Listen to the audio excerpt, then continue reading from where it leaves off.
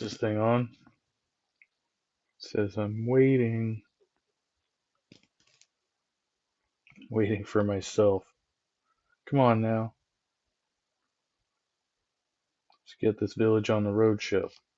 Trusty Ape, Trusty Ape.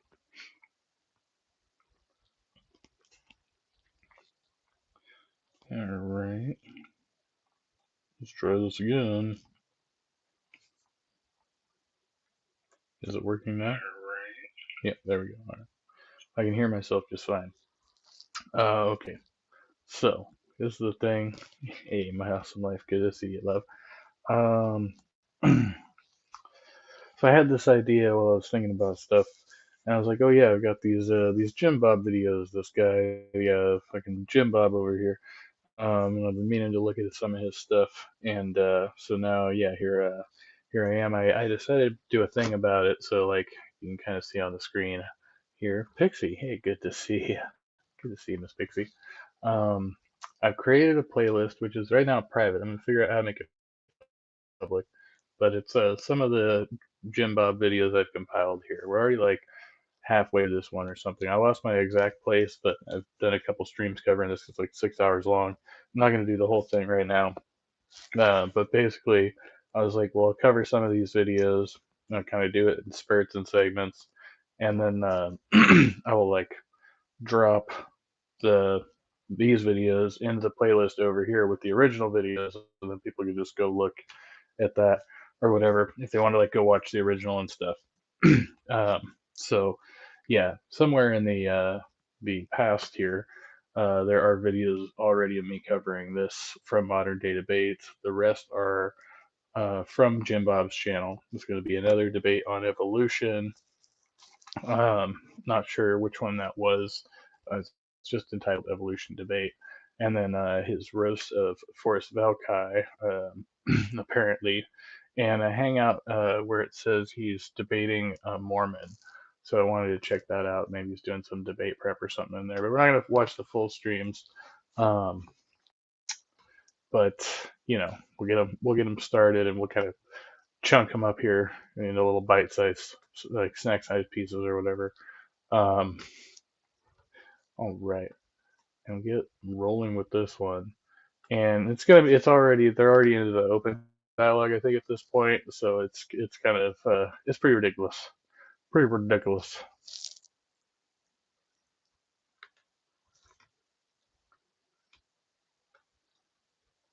Physical events. Okay? Under this view, Craig's position cannot tell me the distinction categorically between reference in the world and evaluations. So if we're talking about moral positions or truth claims, which this whole argument is about truth claims, about morality, under his own view, his own references about reference in the world are themselves just chemical events in the world. He has no access to epistemology at all. It's over for you. Chemical event. Yeah. You're up. Nobody claims Your All right, evaluations hold on, are Jimbo. themselves Hold on. reference. All right, that's I got that point. words So out. I got two words out. I got two words out before you open his mouth, guys. all right, Two words. hold on, Craig. So Everybody's know two words out. he's on the mutes right now, as you just were. So I'm giving you a chance to respond. Let's try not to get too distracted by the optics of everything and hone in on the argument. Yeah, I already answered the question several times. If he doesn't like the answer, then that's kind of his problem. He just strawmanned me a bunch and just ignored the answers that I've already given. Nobody says that physical things happening are chemical reactions. That's a dumb argument. I have answered his question and his premise several times. It's not my fault he's either unable or unwilling to listen to the things I'm saying. Frankly, he is running away from my answers. So instead of going round in circles, because I've done that and answered and destroyed him several times, Q&A is probably a good point to go to. All right, I usually do Are we going to the Q&A? Okay, we may not even get into the the Q&A. Nope. At speaker's request, we have been going for quite a bit. No, but I thought that was good. Yeah, he's getting like really annoying and pedantic at this point, and yeah, like making just absurd claims about what Craig's position was there. But yeah, like I said, that's already been covered. So we're looking at. I mean, I think Craig does like melt down on him a couple of times. It's just so friggin' frustrating. So I've got both speakers off of mute now. Okay. Let's get into that Q&A. Would I be able to take a wee Riley break first, please, if that's okay? A wee break? Yeah, sorry. wee. I just I had to think no about that problem. for a second. Oh, there. Okay. So that's the one I linked. So apparently the Q&A starts a little after the 3 hour mark. I thought we had been like almost here or something, but again, I lost my place from the last time, so there's coverages from before. Not gonna go through all that again, right? But that's the one I linked down there, and then I'm gonna get this playlist up. But these are all within the past year. These are the ones I've saved. So yeah, that's what I got. So we're here to talk about evolution. Oh wait, is this the same debate on his channel? I guess this is the same debate on his channel. Well, that was silly. Damn it, Ape, do your research. Why didn't you do your research? Is he monologuing at the end? So what we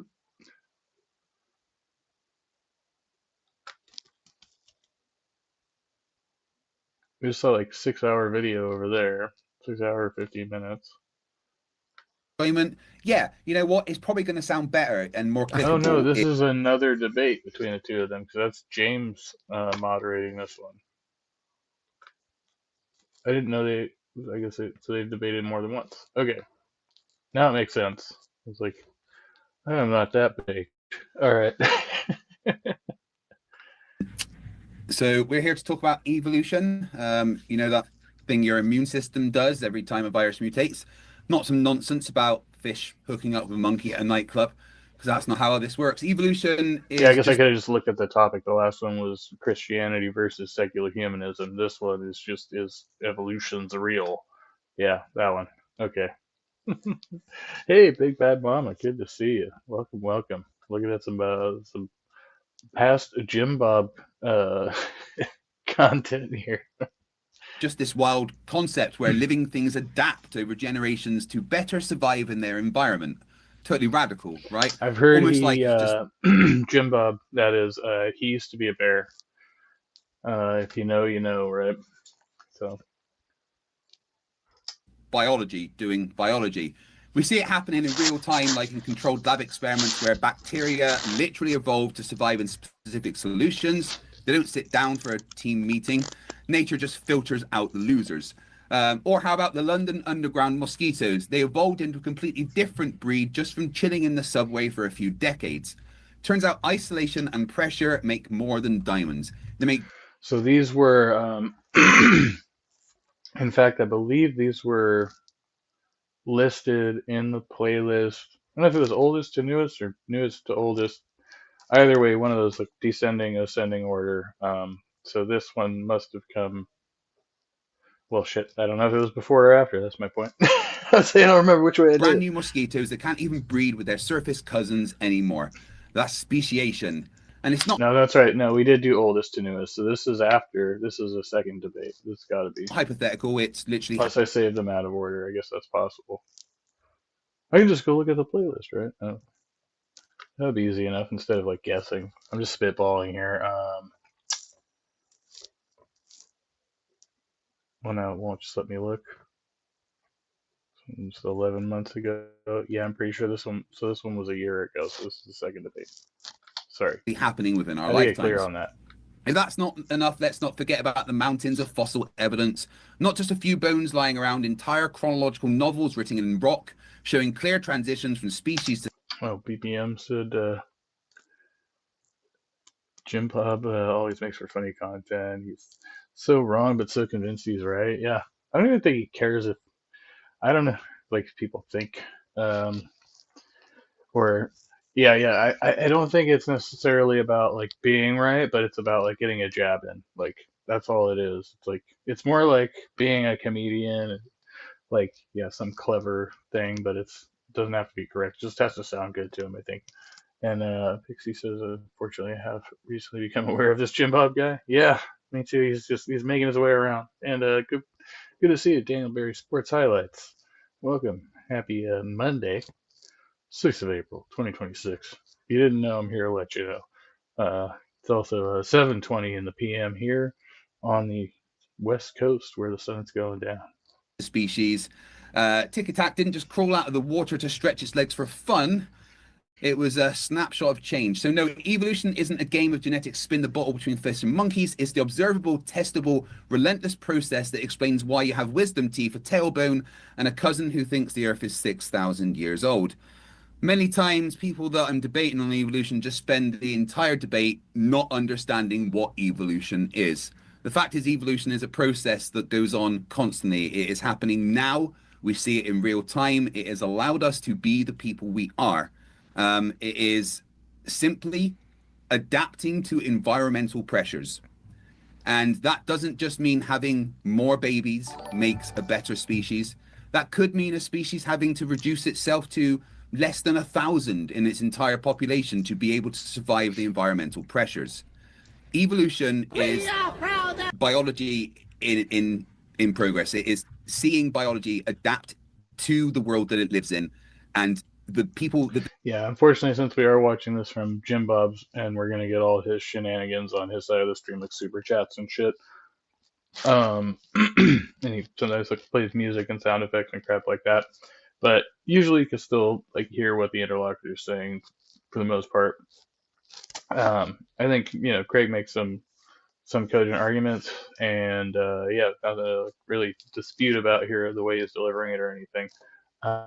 So yeah, I'm just gonna kind of maybe speed through it a little bit and get to Jim Bob's work. The things that survive those pressures, those adaptations, are the ones that carry on. That's why we're taller now than we used to be. That's why our brains are bigger now than they used to be. Apart from flat earthers, I guess. But evolution isn't just some crazy theory. It is a fact of the world we live in, and it is how we have come to be the biggest, most intelligent species on this planet. So the evidence for evolution, there's mountains of it.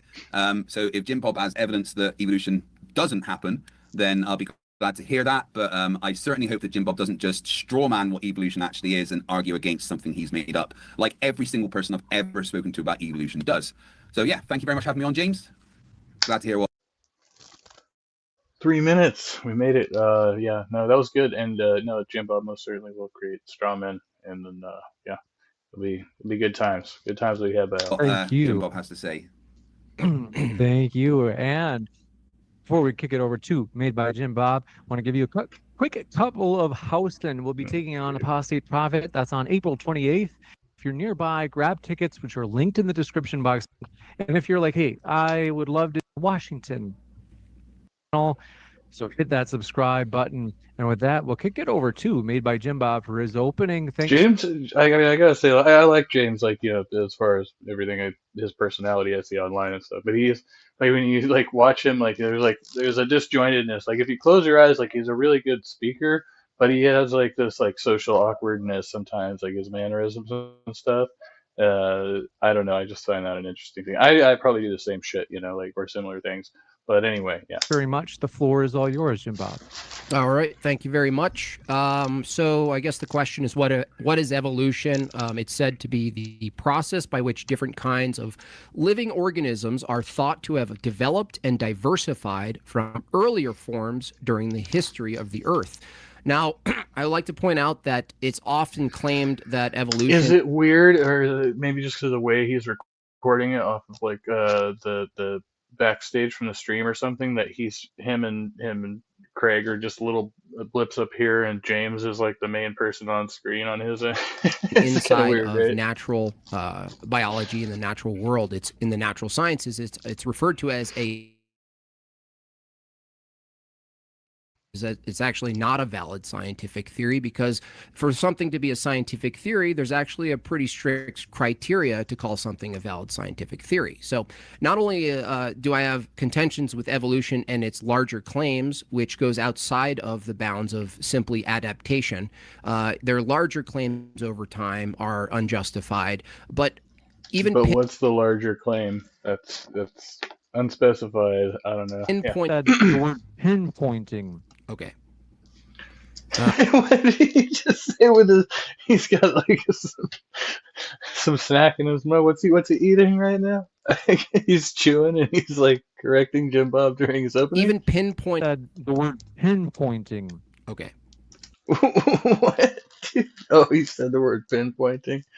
No, that was really comical right there. Contentions with evolution and its larger claims, which goes outside of the bounds of simply adaptation. Their larger claims over time are unjustified, but even pinpoint. Said the word pinpointing.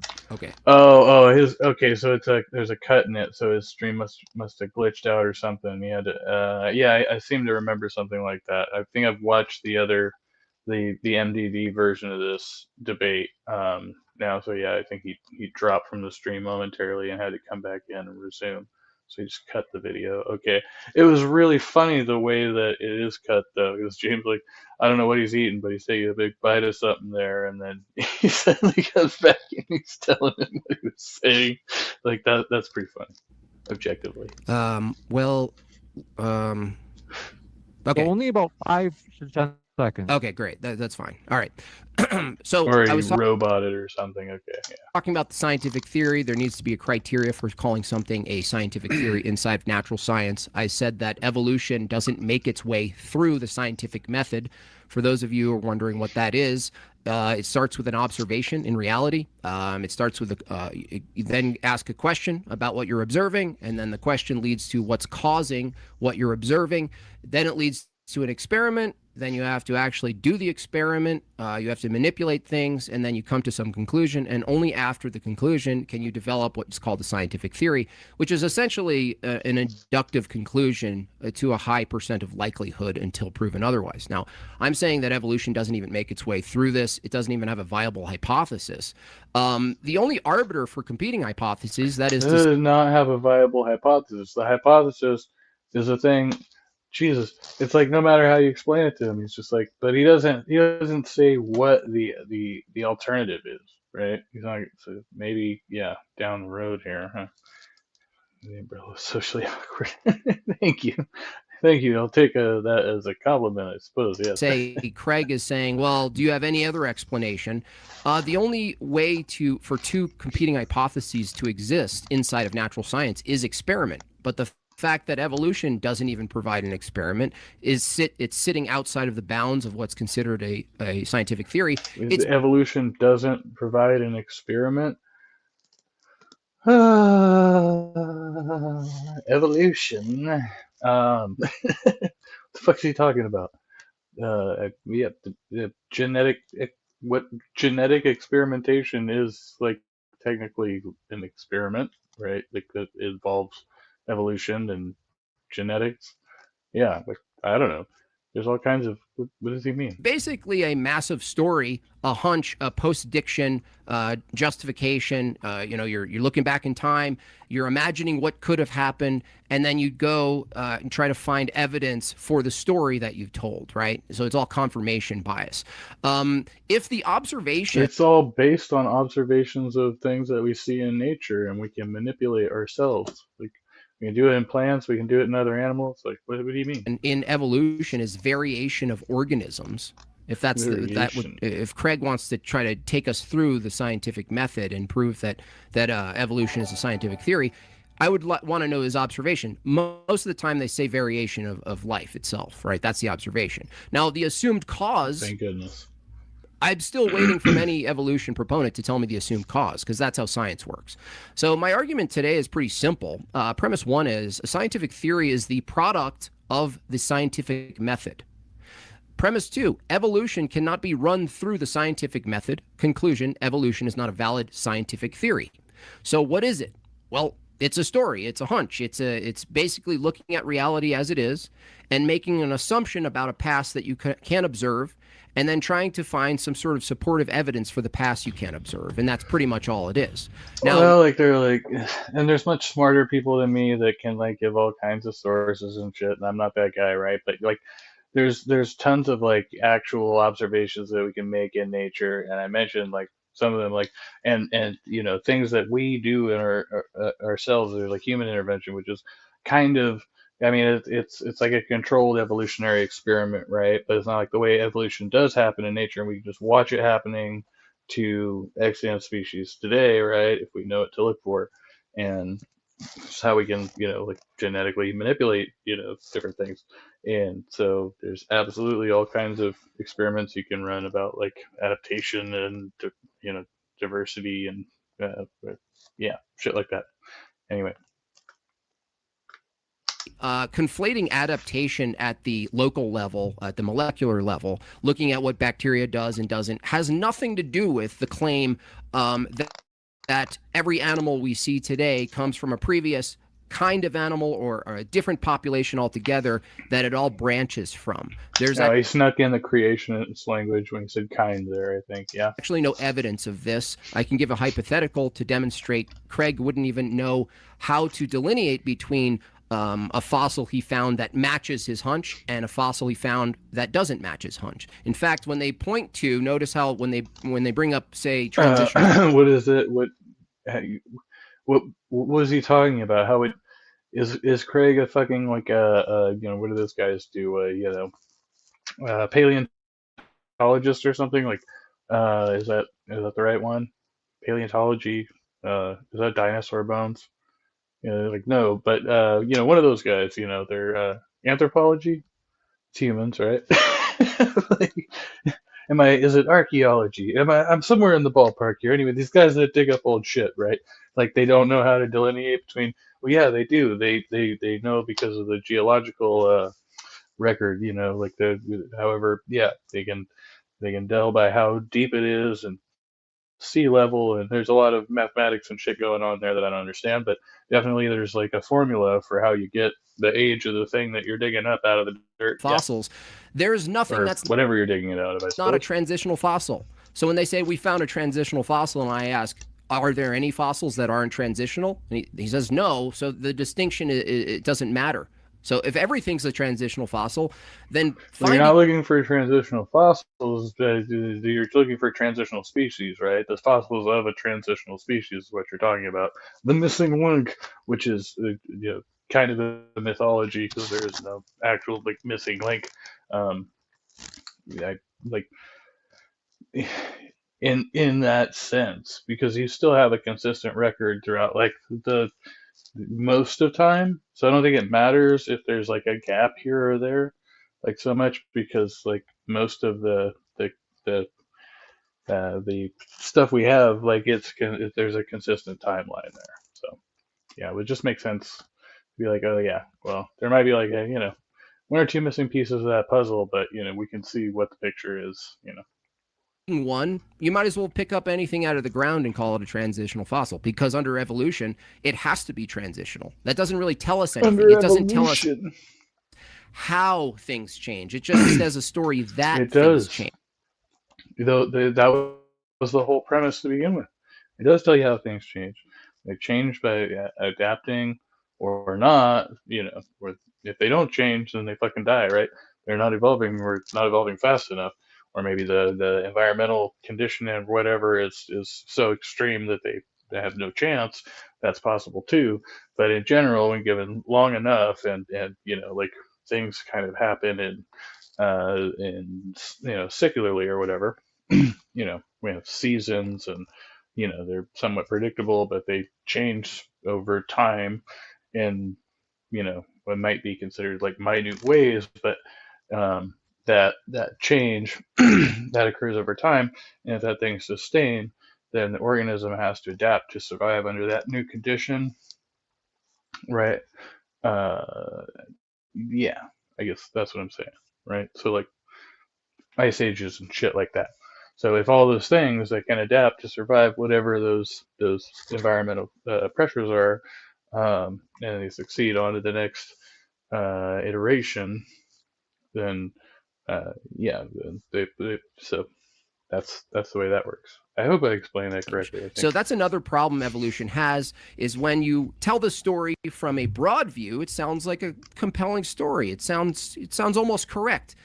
When you ask granular questions about what is actually occurring that makes this long process do its thing, they're at a loss for words. They basically just say it happens. Oh, it just happened. Genetic mutation, right? Genetic, like the genes mutate. Obviously, I mean, there's what they call it, like selective pressure, right? So they mutate possibly in response to a stimulus, possibly at random. Could be both. Could be either or, right?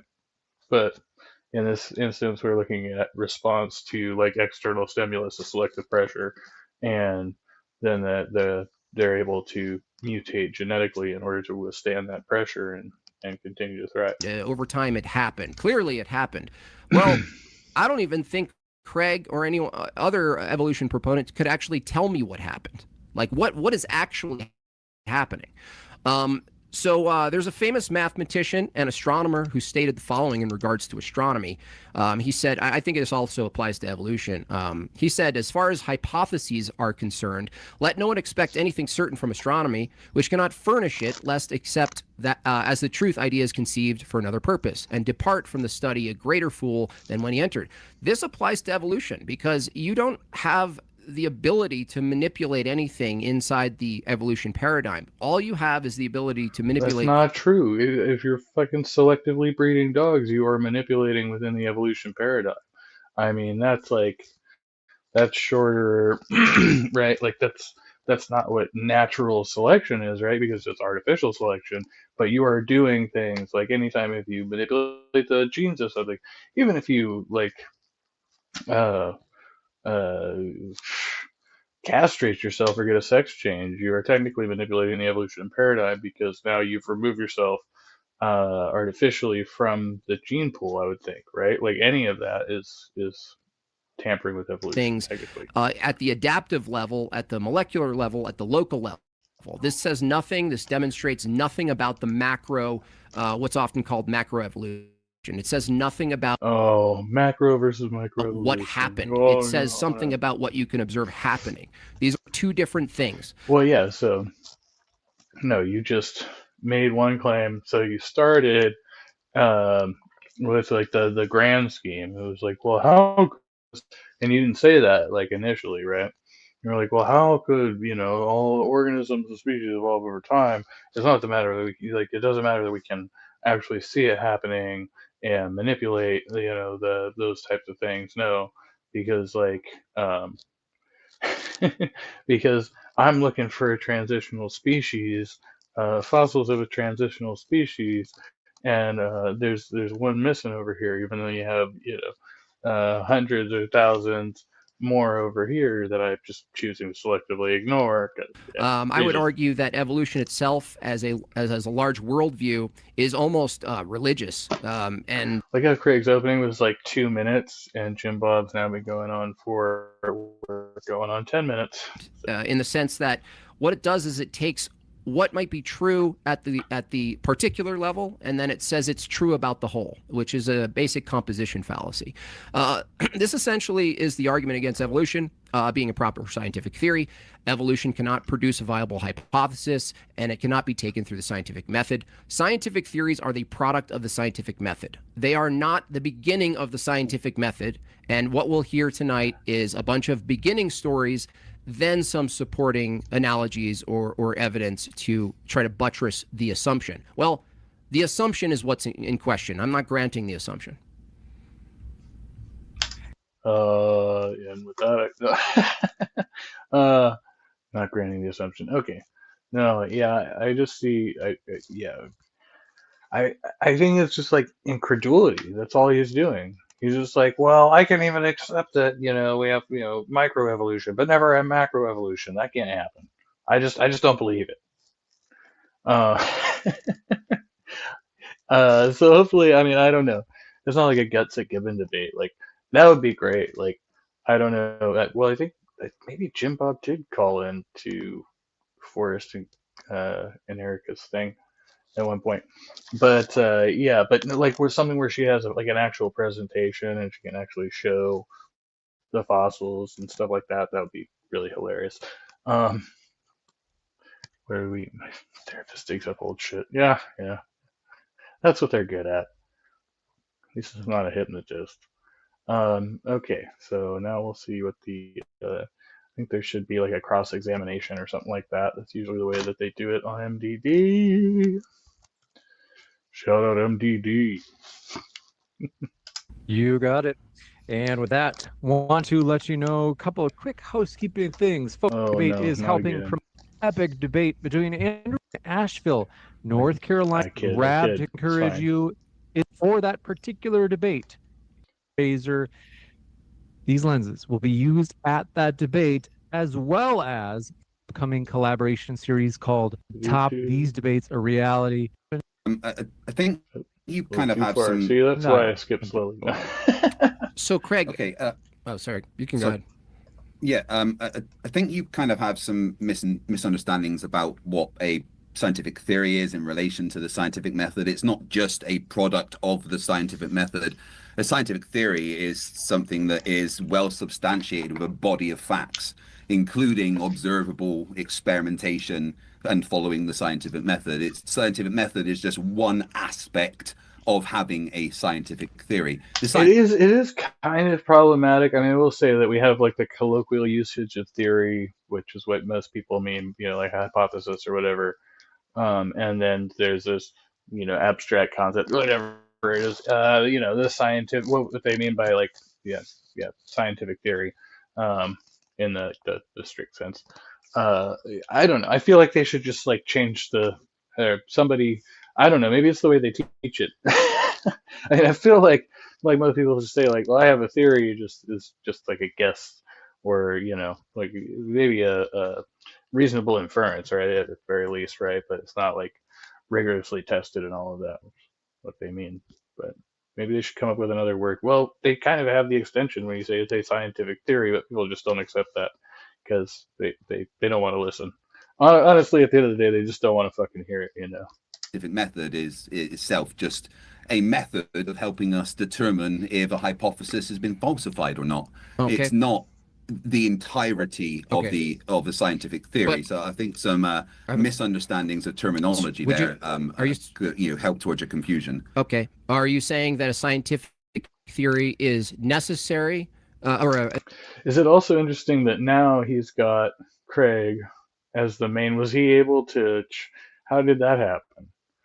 Yeah, I just noticed that, and that happened fairly recently, I guess, when we shifted here in the debate.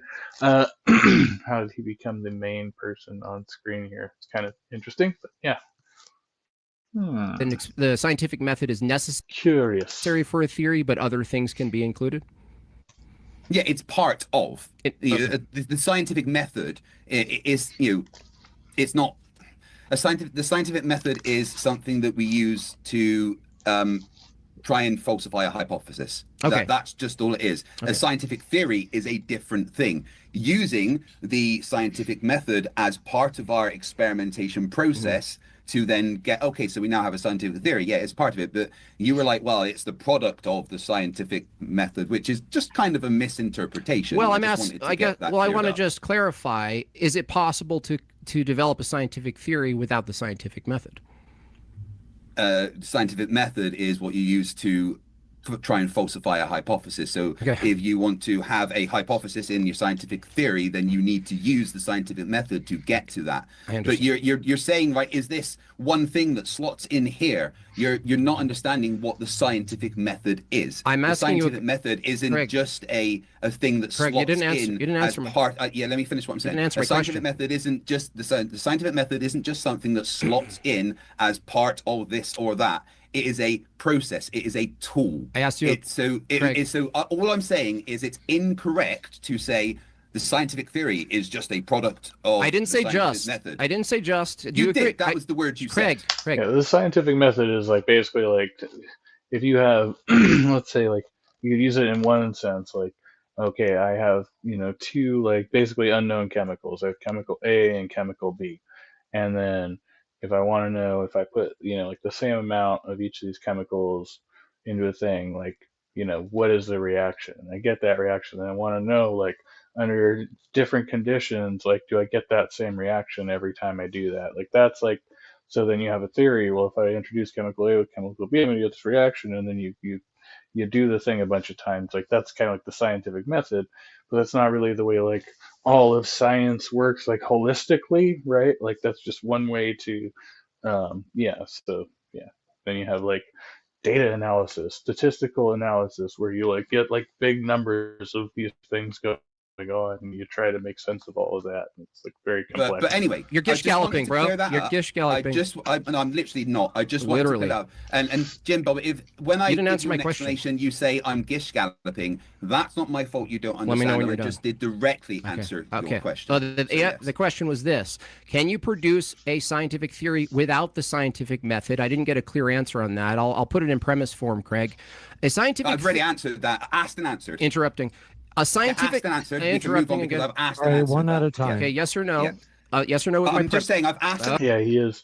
So does James just like take precedent every time he starts talking? And Okay, good. wait, what I happened? just to repeatedly Okay. One at a like, time, gentlemen. I have just to to be break it clear, into for the 1 purposes 2-minute of this segments. debate, I absolutely Hold on refuse a to second. continually answer the same This is question. like a Zoom meeting. Like I feel like it's a Zoom meeting. Like Jim Bob has self view off. There's only, but like Craig wasn't coming through earlier. Like it was just James. Even when Craig was talking earlier, that's really weird. I Going don't If know. I have break answered it the into 1 or question, 2 minutes will move on. Okay, just gonna. Okay. Who asked the most recent question? I'm asking a question, and it's a yes or no question, and I didn't get an answer, and so I'll ask it a different Asked way. and answered. Okay.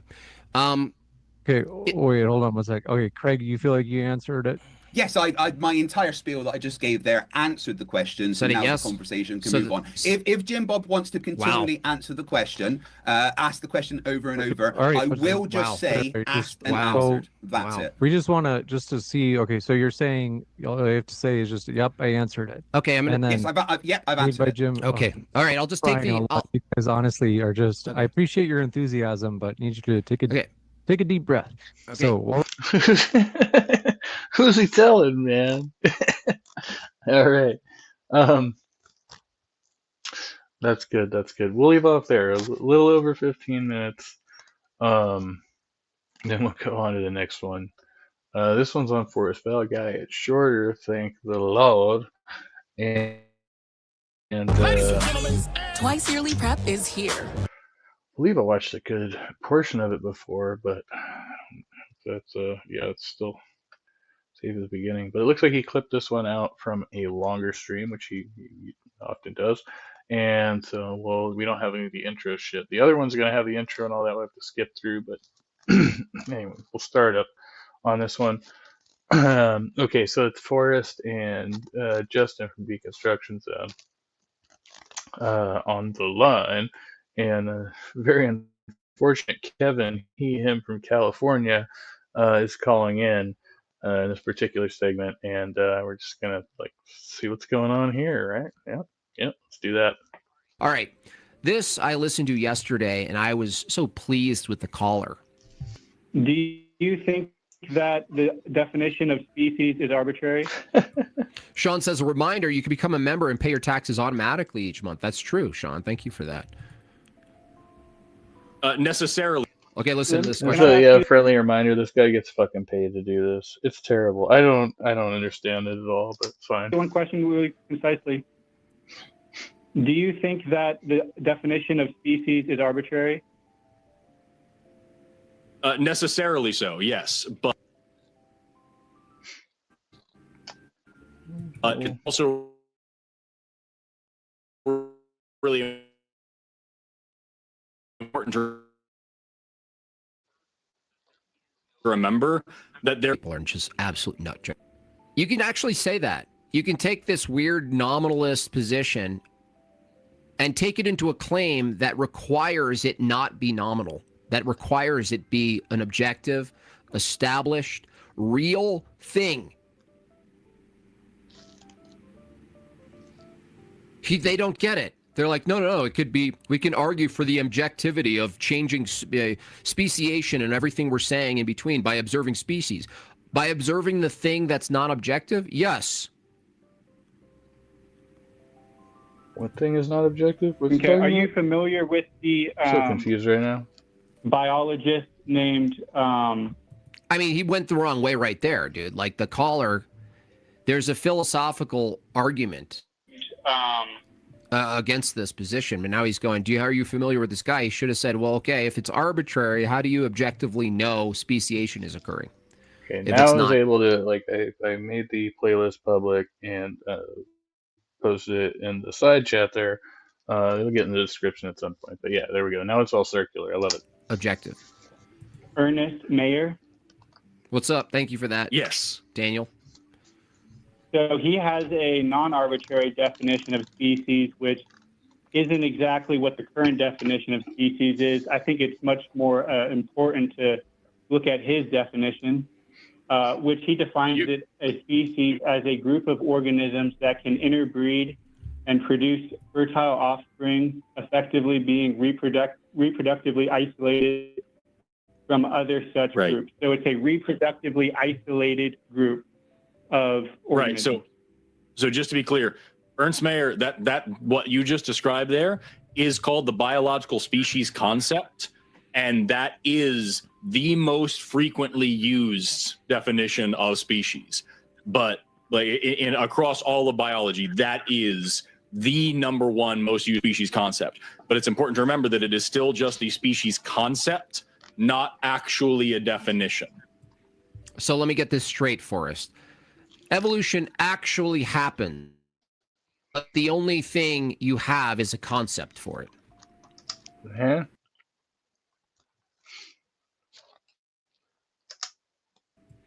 So let me get this straight for. Wait. Is that what he said? And that is the most frequently used definition of species. But like in across all of biology, that is the number one most used species concept. But it's important to remember that it is still just the species concept, not actually a definition. So let me get this. No, so there's a concept of species versus the definition of species. Hold on.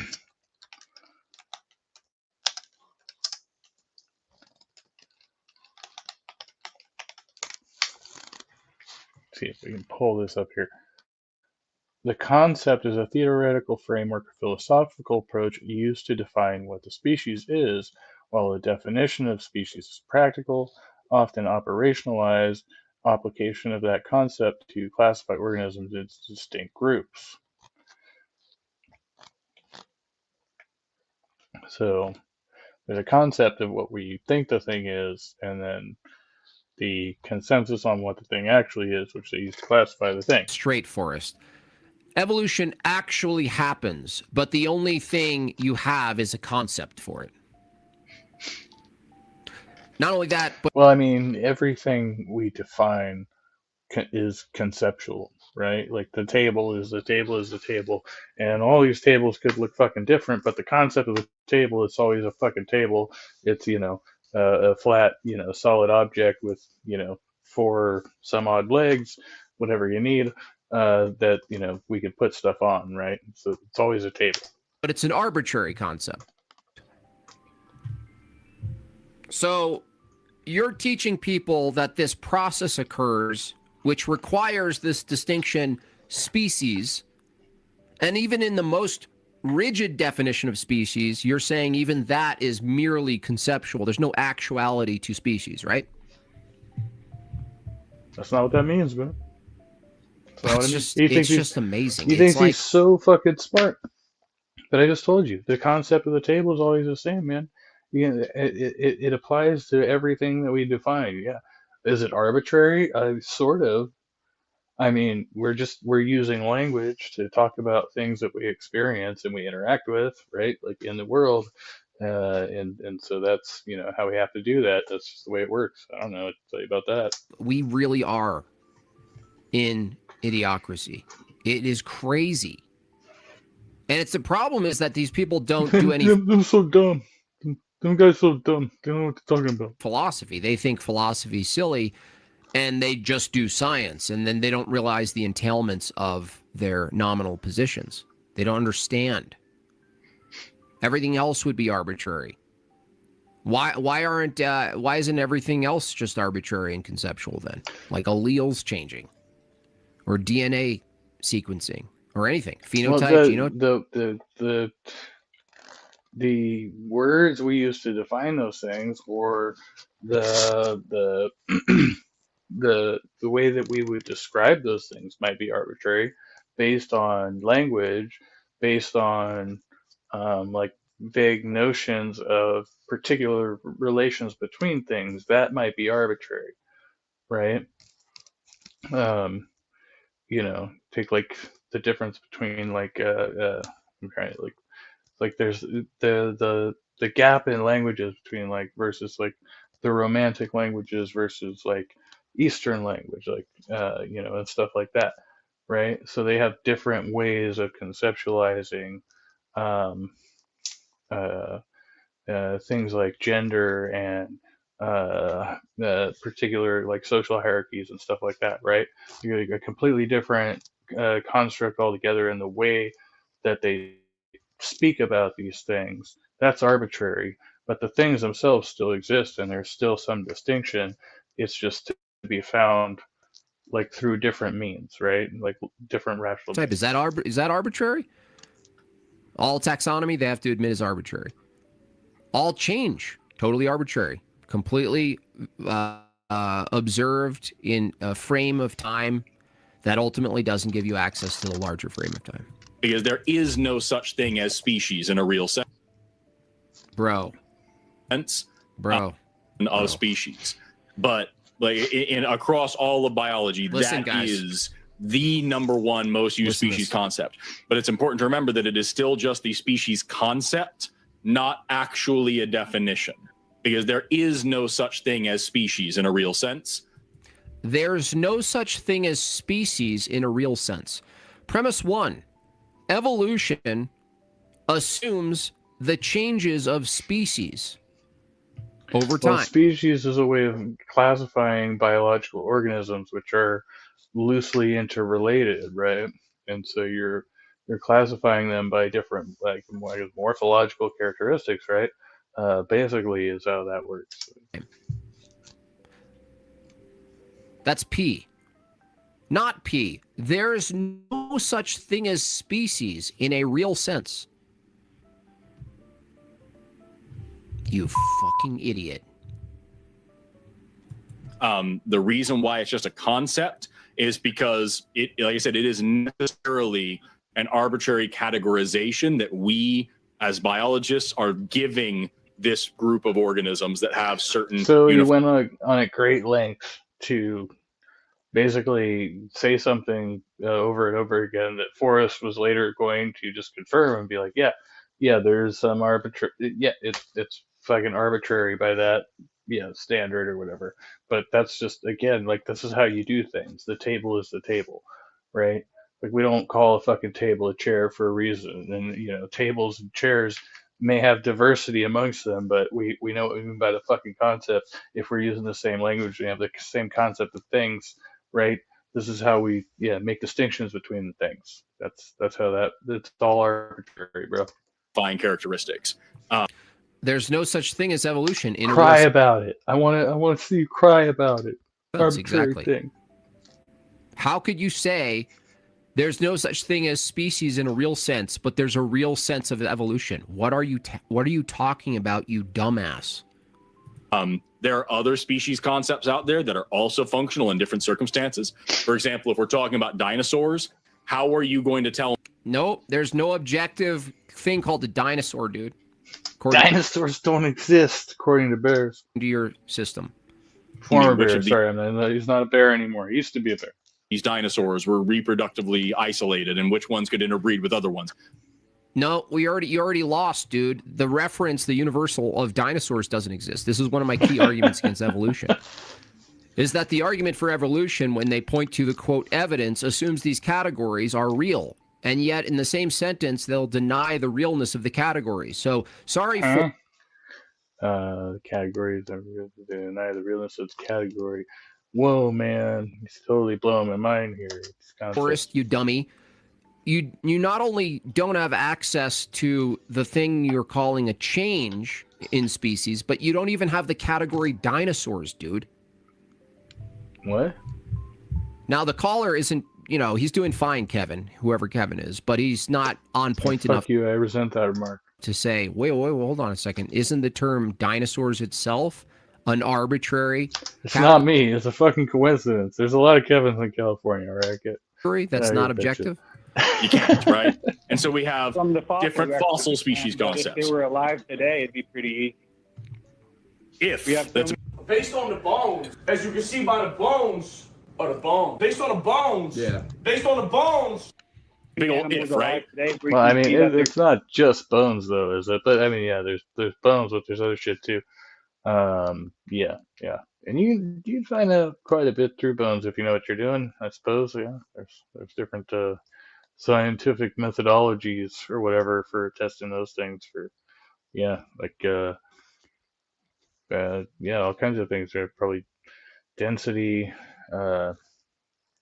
like there's different compositions, right? Certain species have lighter bones, some have denser bones and stuff like that. Some of them may still have like marrow and tissue inside, potentially.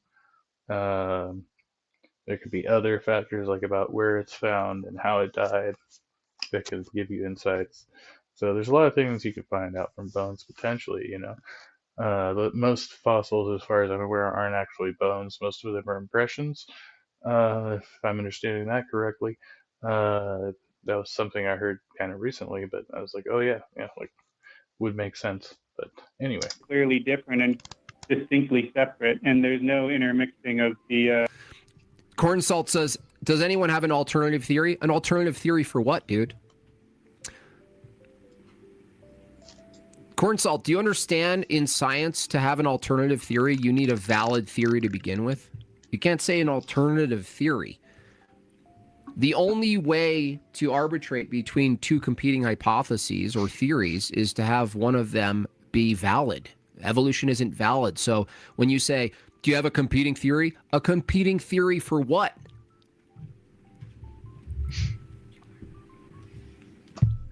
okay. Obviously, Corn Salt doesn't even know what a theory is. Corn Salt? Is that like a racial slur or something? What is that? Absolutely are. And that's the problem with the biological species concept, is that it is just one concept. If we're talking about fossil species, we have to have a different one. We have ecological species concepts where we define species by their place, their niches in an ecosystem. We have, my favorite is the Hanesian species concept, where you define species by their I common. feel like I've really missed the train on this one. I'm actually Googling corn salt, and they're like, do you want corn, salt, and pepper shakers? And I was like, no, what does this mean?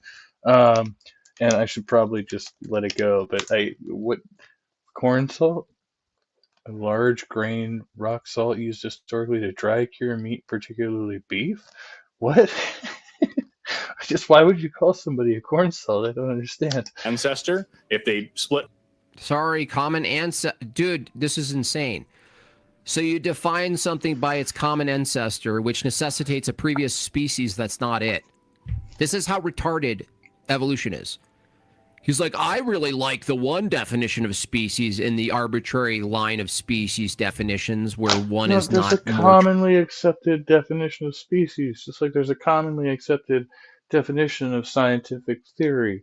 It's like this is what most people who are actually doing the thing that you're talking about agree upon, calling it when they're talking about it, so that they all know what the fuck they're talking about collectively, right?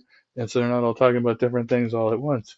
Because, there's like a category of the thing that they're studying called species, and some of them are, so, and to get into more complex, like there's lots of different types of science, and so different people are working in different areas, and then they collaborate with each other. It's a mess. It's a nightmare. You don't want to really actually think about the facts of what scientists do, and, like I said, how systems work with like data collection and stuff like that, because, you would need like a computer processor for a brain or something, You would have to like know the mind of God, and you clearly are not on that level. Than the other. My favorite is the one that defines species as a subset of a previous ancestor. Dude, that requires an objective standard for the ancestor, dummy. Objective standard for the ancestor? What is the objective standard for the ancestor? What are you talking about? I don't know. Do you just pull that like straight out of your rectum?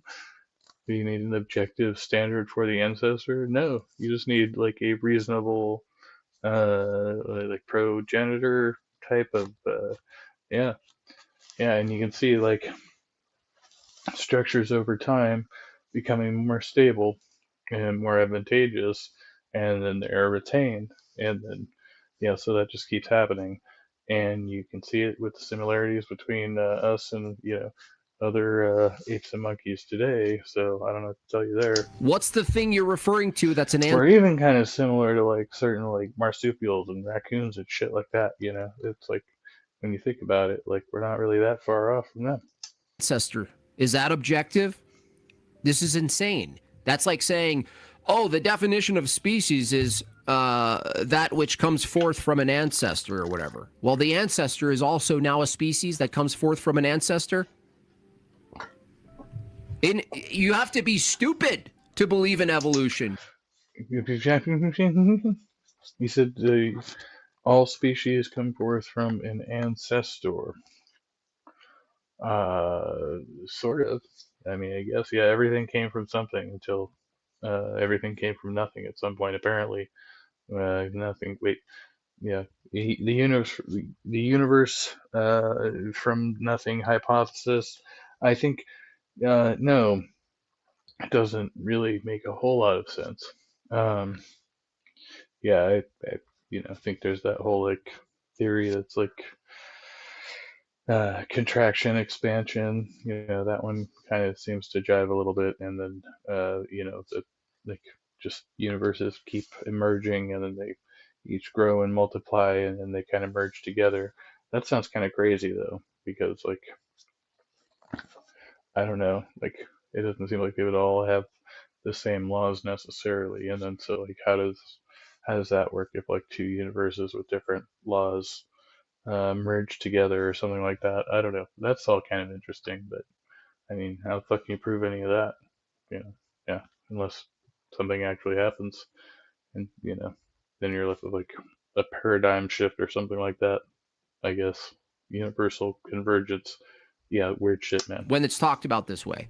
From a common ancestor, and then that common ancestor dies. We now go to different species. The issue is that the issue is what I just said is that everything you're calling an ancestor is itself needs to be a species that comes from a different species. No justification. Right. There's no realness to concepts from their view either, right? Every single one of these concepts, including the biological species concept, which talks about reproductive isolation. Yeah.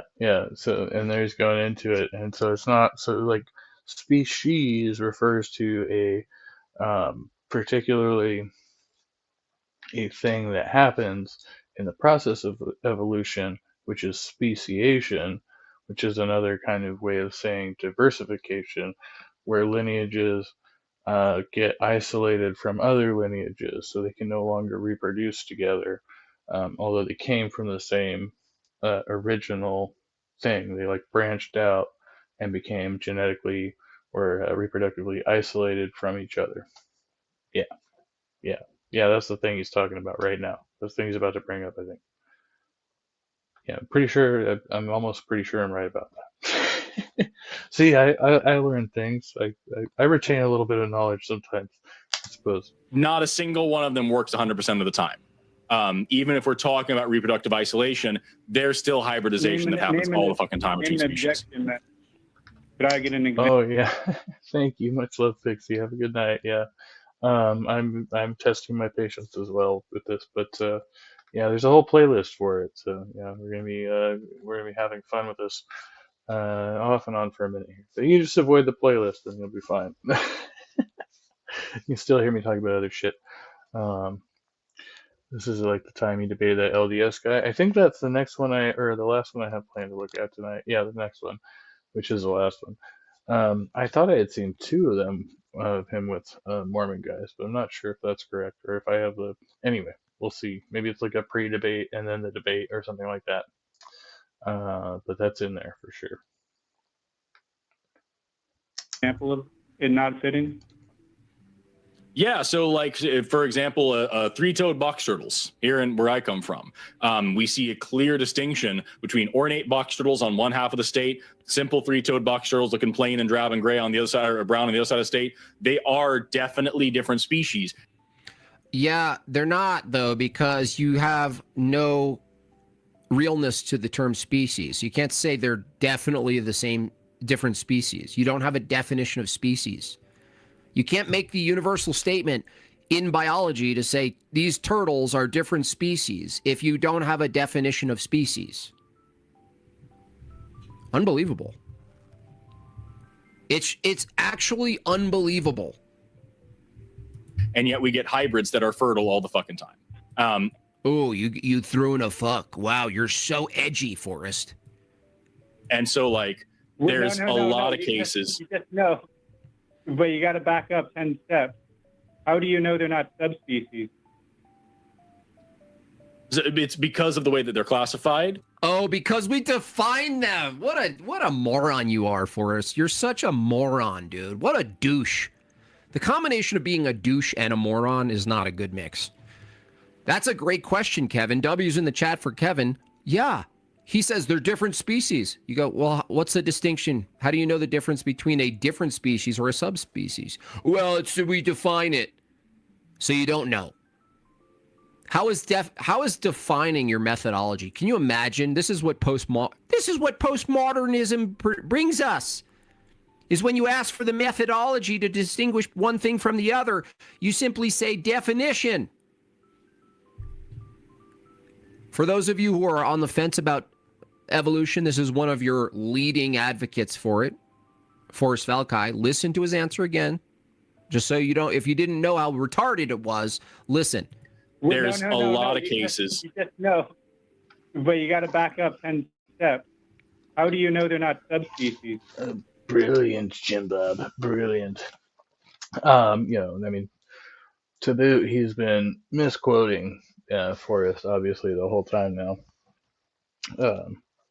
And what he said between the concept of species versus the definition. But then, yeah, when you say like subspecies, like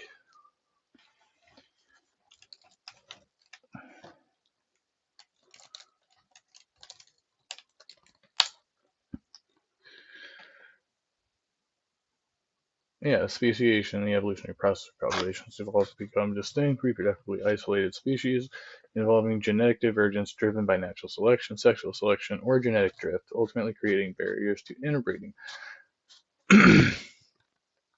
And then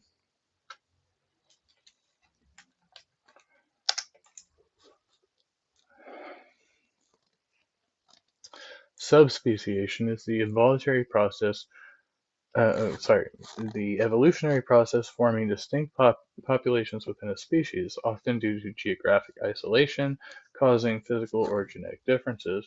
These groups can still interbreed with the main population, but are distinct in traits. It is a step in the process. See, so they don't even know what the fucking categories are, but there it is. Like, there's your definition right there, my dude. It's because of the way that they're classified.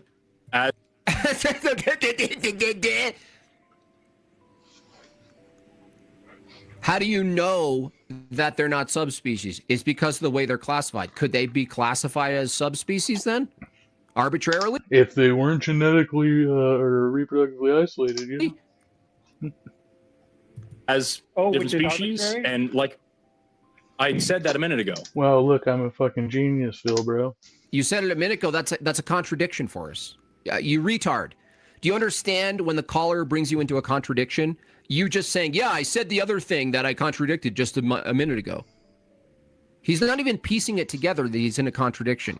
You can't make the objective statement, this turtle and that turtle are objectively different species. If you just admitted that the term species is arbitrary, that means you can't actually know that they're the same species or a different species.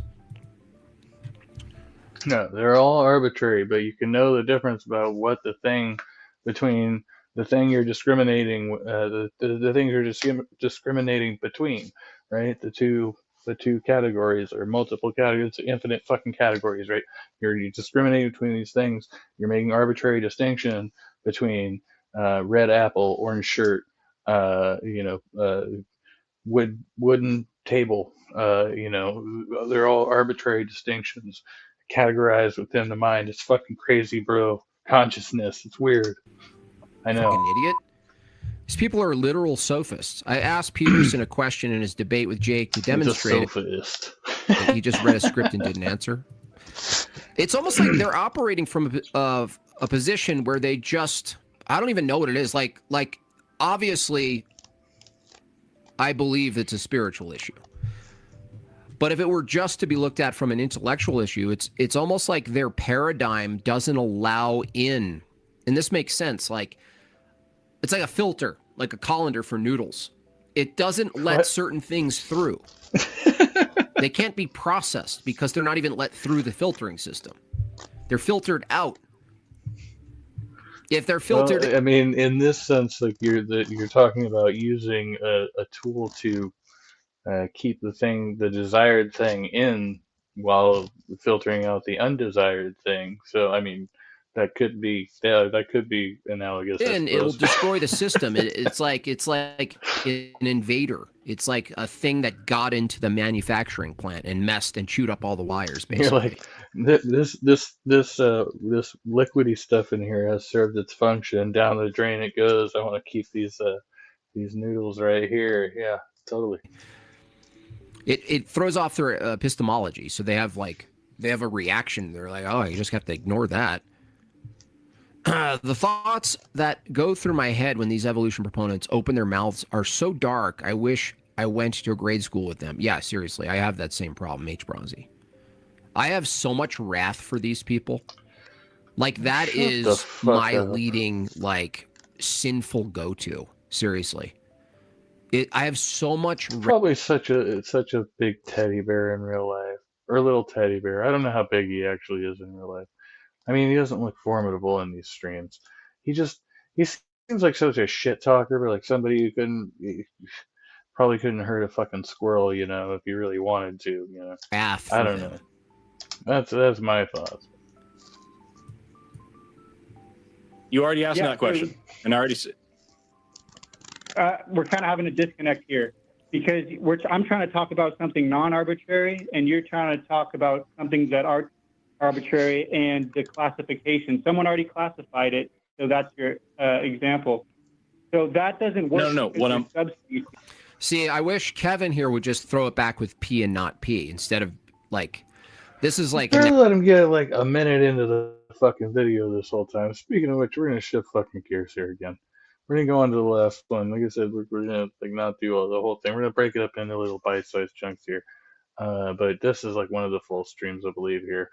Working across teams is tough, but Asana helps you. The ads, and then the intro, the video.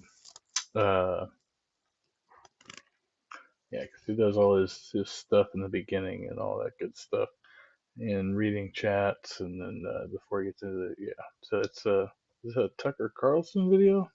The fudge cake. All right, let's see. We'll start out somewhere in here. And Mike's crew showing up in chat was fun. From what was that upbringing like bankruptcy, it happens slowly and then all at once. I grew up, I'm a baptized Christian. I grew up in a specific religious faith, Protestant, mainline establishment Protestant faith. Boo! Okay. Oh, wait, so he's gonna go into Discord after this. So we're not gonna watch all this bullshit. So I want to see if I don't know if he debates the Mormon in his chat because he changed it. Now it says hang out with chat. Oh, no, but it's in the thumbnail. It says tonight I debated another Mormon. So let's see where this goes on. Probably in this Discord chat back here. You have to watch the Discord chat. Next level fucking stalking, bro. Going back through Jim Bob's public chats. I've never gotten gifted a wrench over there. I think I got gifted one over at the Crucible. They say usually you can't, I don't know, like YouTube I think usually selects them. Like I don't know how you selectively gift them somehow, but anyway, it doesn't matter that much. But I've gotten some on some really different channels recently, and I was going to look into that a little bit, research those channels, because I didn't necessarily even remember that I was subscribed to them. I was like, who is this? And then I got gifted a membership, not a wrench. But yeah, I don't know if it said that. But anyway, yeah, it was weird. Okay, sounds on. Check. 1, 2. Hello. Can you guys hear me? Hello. All right. Let's test the audio. Oh, hold on a second. Testing. Can you hear me all right? Yes, I got you. Good. All right. Cool. All right. What's your name? 2 hours, 35 minutes, roughly. Yeah, it's good. Nice to meet you as well, Jim Bob. I am very excited. I love talking about evolution. Awesome. Well, let's start with defining what's meant by evolution when you say evolution. It is the change in allele frequencies within a population over time. And is that an observation? Yes, there are many examples of allele frequencies changing within populations. Okay, so then if a scientific theory is more than the observation, how is the theory of evolution, as you would say, distinct from the observation of changing alleles? Well, let me ask you some questions. Do you know how DNA works? How it works? Not exactly, but no. All right, well, are you familiar with the term central dogma of genetics? No. Well, basically, you know what DNA is, right? It's the genetic code, as one would say, which exists in every cell of a living organism, which is the instructions on how to make that organism. Right, but what's truly terrible is when so he's like in like some random Discord chat, right? And like any of these questions that he's asking him, like, well, do you understand what DNA is or how it works? It changes the allele frequency, all that. And Mom's like, nope. No knowledge of it. Like he expects his interlocutor to educate him on it. When these are things he can really easily go look up for himself, like even using YouTube.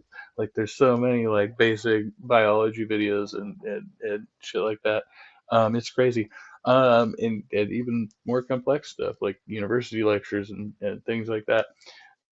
There's so much you can find out on the internet if you're looking for the right things. Like, but it just depends sometimes on like what you choose to believe. And if you like invest more stock in some bullshit you read, like scrolling through like Twitter or Facebook or something, like it's really or some rando you talk to on the internet. Yeah, I mean it's like okay, but just to feign ignorance while simultaneously denying the thing, and then be like, no, I don't understand it, but also I don't believe in it. You know, it's fucking hilarious. First or no, DNA and RNA, they can replicate themselves. In fact, viruses are non-living because they don't meet the criteria for being called living because they don't have cells. Okay. Yet they also experience evolution because of their genetic material.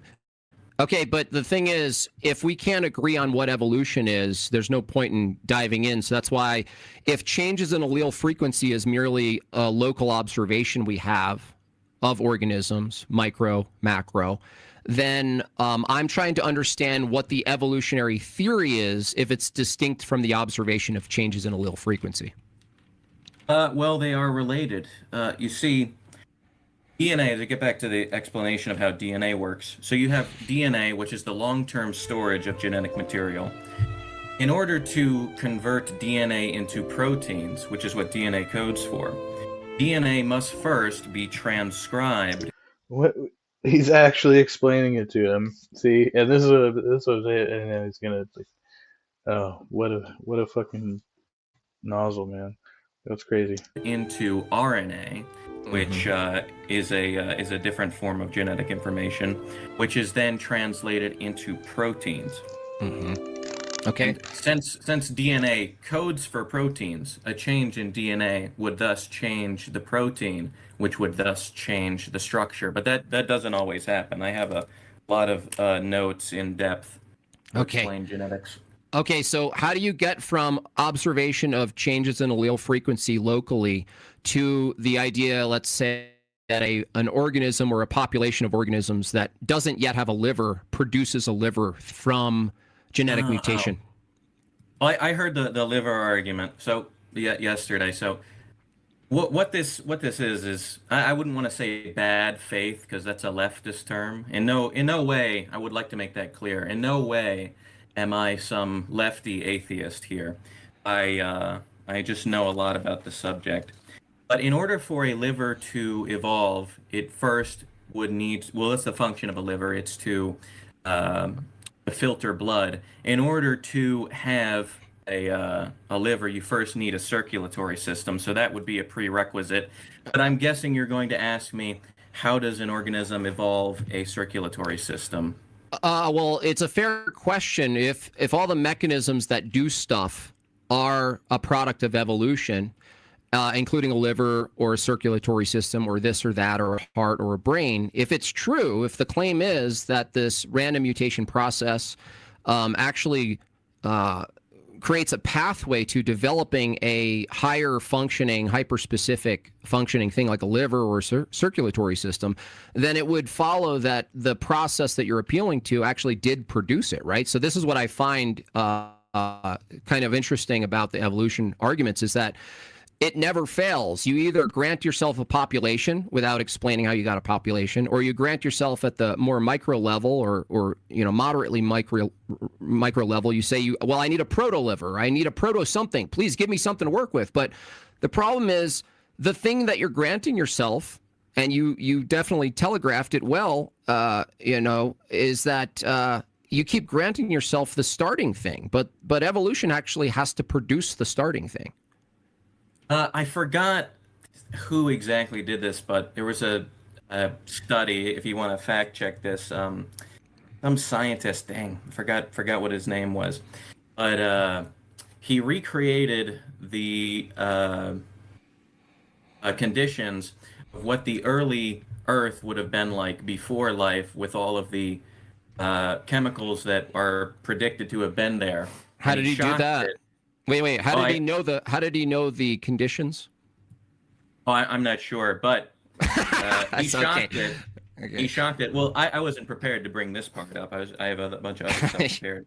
But he shocked it. He's like, if you do some chemistry, it will create the that's rough though, because he's bringing an anecdote, and yeah, it's like a Discord chat. And Jim Bob comes in like, give me all your sources, buddy. Of life, the amino acids and stuff. But there is the question, how do those come together? And I'm not saying that I know or anybody knows where the origin of non-living things became living things. Well, we're not talking about that. I'm actually granting you at least something, right? If you grant yourself first replicators, we're not getting to abiogenesis. It might be related, parallel related, but it's actually inconsequential right now, because I'm actually granting you an entire population of an organism that's hyperfunctional, can reproduce already. I'll even give you reproduction itself. Mm-hmm. So a population, it just doesn't have any semblance of a liver at all. There's nothing there that says a liver. So what I'm asking. Like, first of all, duh, motherfucker. Like, yeah, obviously there's a population of them there that can reproduce. Hello. That's like the first point. And then, this whole thing about proto livers and all this shit, like, it's just common. Like, even like, so for all species, like it's not even species technically. See, now I'm misusing the term. For anything like classified, like an animal, animalia, or whatever, however you say that, or animali, or something like that. That whole thing, that higher order, like all these things, we have to have all of these components necessarily. So that's the common ancestor. It's like, okay, all of these different components like came about individually in their own way, and we're able to. So then this convergence happens where all of these smaller organisms are functioning in unison, and they create things that we know now as animals, right? Like anything that like we are, that is from us to the anything that has the liver, the circulatory system, the heart, the brain, all of these components that make up things that are animals, like as compared to like plants and fungus and shit, like they're all, so they have different ways of functioning, right? But that's the function that we all have. So they come from, what you're talking about is like unicellular organisms that then like become multicellular organisms and shit like that at the chemical level. You is, how does random mutation in the process you call evolution, changes in allele frequency, produce a liver from not a liver inside a population?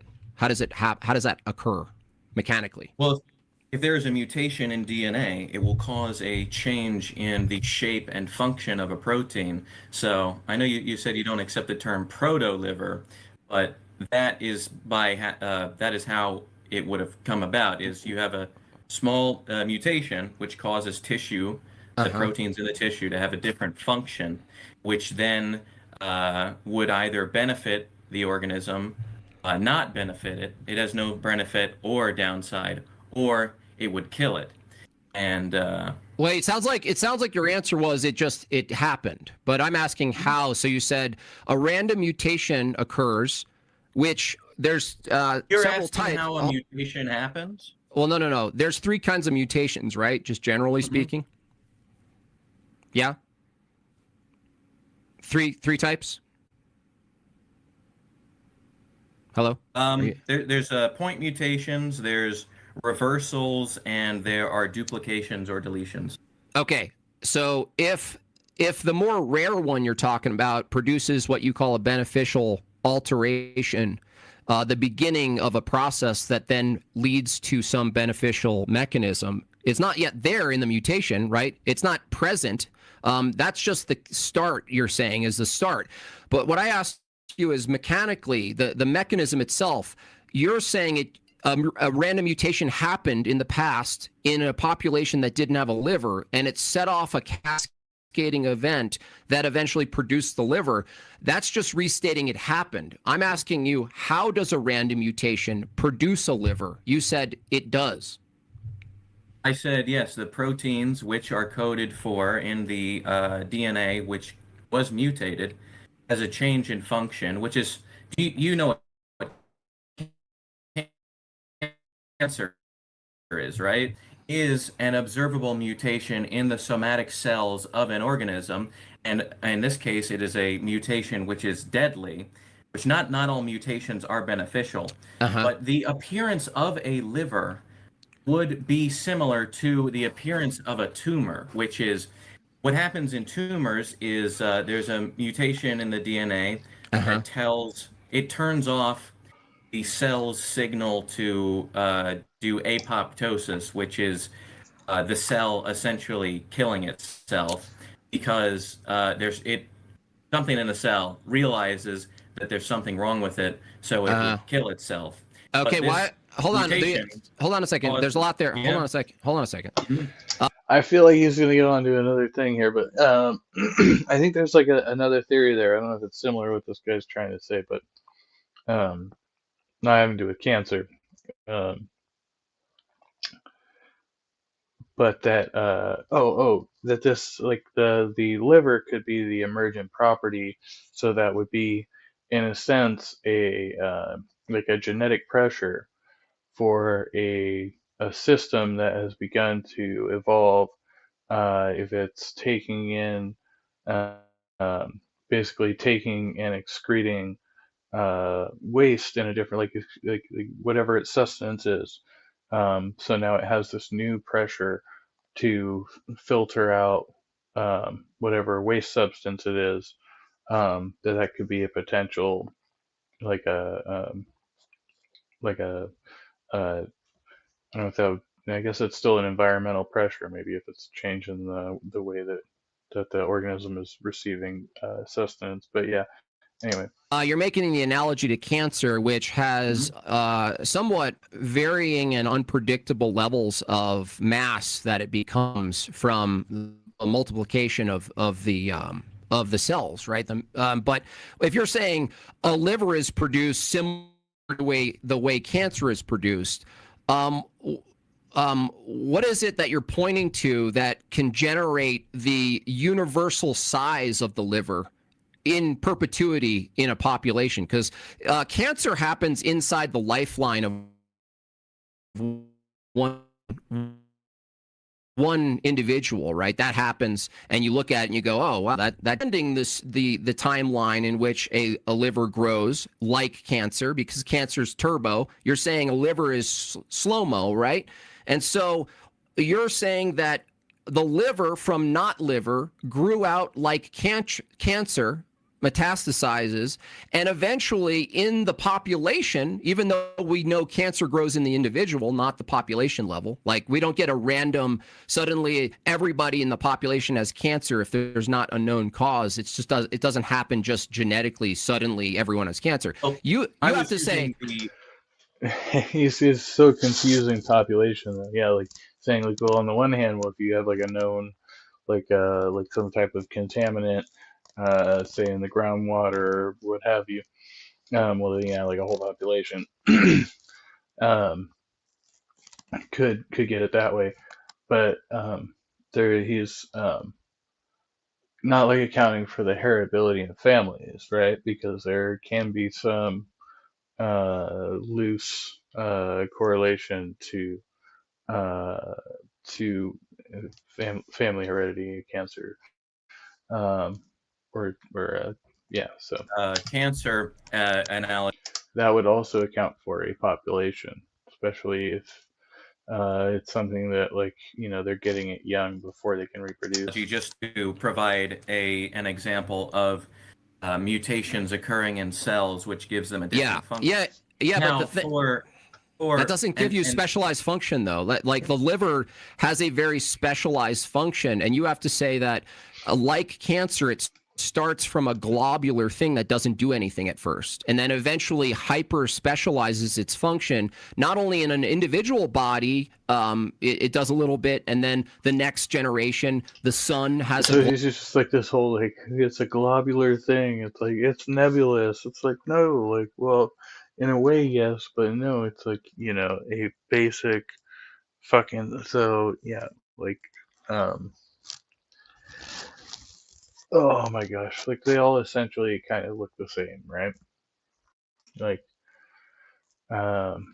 in essence, the thing we're talking about, it's the whole thing, the thing itself, right? The table is the table, right? The liver is a liver. They might all have their little differences. It's subtle, right? But like somebody who is trained to look for a liver knows how to identify the fucking thing without having to think twice about it, because there's the arbitrary distinctions we make between things so that we can categorically store them in our brains and have language and communication and shit like that. Globular thing, right? Well, the thing is, like, cancer grows as a mass in a body, but it doesn't follow that the offspring has the same mass and function of that cancer in their body.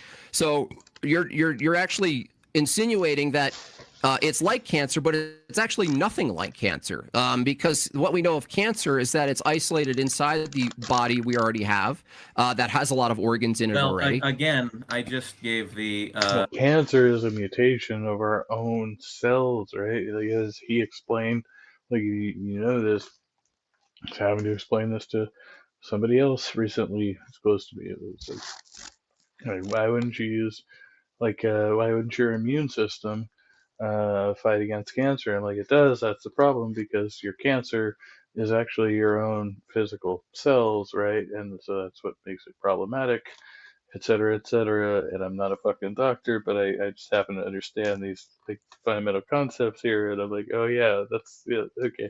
So I had to, explain this shit to people. The cancer example, it's really frustrating, as an example of how DNA mutation can cause a tissue to acquire a different function. And I already said before that there are 3 types of mutations, which are ones that will do nothing, provide no benefit or advantage or disadvantage, one that would be deadly to an organism, and ones that do provide a benefit.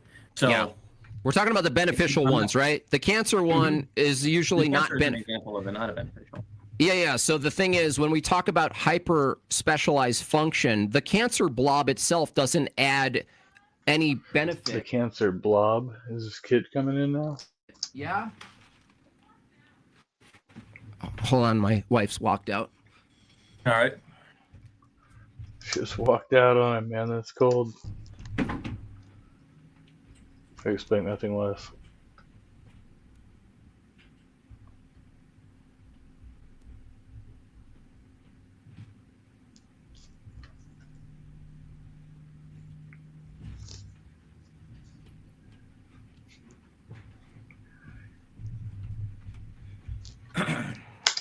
That's pretty funny. We're gonna leave it there. 2:47:47. Perfect timing. Always perfect timing. I don't know what. So yeah, this is a new thing. Playlist is public. It's the BIM Job network. We're all BIM Job all the time. Now we'll only do this every once in a while and import it or whatever. I guess it's fine. Plenty of people getting shots in on this guy, so just figured I'd take a jab or two. Put up your dukes and such. Trusty Ape will be back at some point doing Church of Ape, most likely next. I don't know why I got a bunch of views on this video of me cutting the grass, but yeah, sincerely and thank you. And a couple of new subscribers, I think, from Mikey's channel over there.